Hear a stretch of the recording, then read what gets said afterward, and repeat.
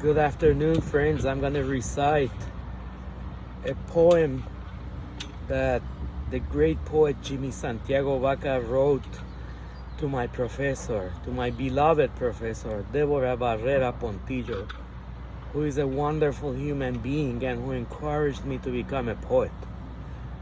Here it goes. Another poet I've known. This woman I honor, respect, and blessed to have as a friend, who picked me up at O'Hare Airport in Chicago, who'd been through everything unimaginable, enduring it, growing like a blueberry tree, more leafy grace in her gestures, her rotund laughter heady, with mysterious gaiety in her eyes. She retreated into deep green mountains with her daughter to retrieve that crystalline innocence of the dewdrop in her tears, to douse the flames of her agony. Yes, I've known a woman who took me from Chicago to Milwaukee, who I thank for picking me up, who drove 3 hours late at night, renting a new truck because her car was too old and might break down, who worked 10 times harder than any tenured professor while getting paid half of her worth,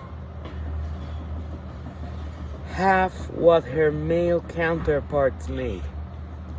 I remember her at the table with students of every race, color, seeing how they respected her, how she lavished attention on them. Not one award, no plaque of distinction, not one NEA grant adorning her walls. A commoner of the sort who make the real world habitable. Her spirit splendor mists my loneliness.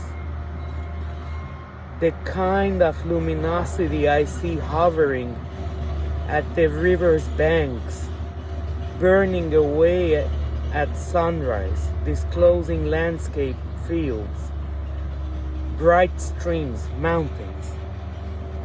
She was that for me, this poet living in her small apartment with her doves, parakeets, and plants. Christmas lights nailed above the kitchen doorway.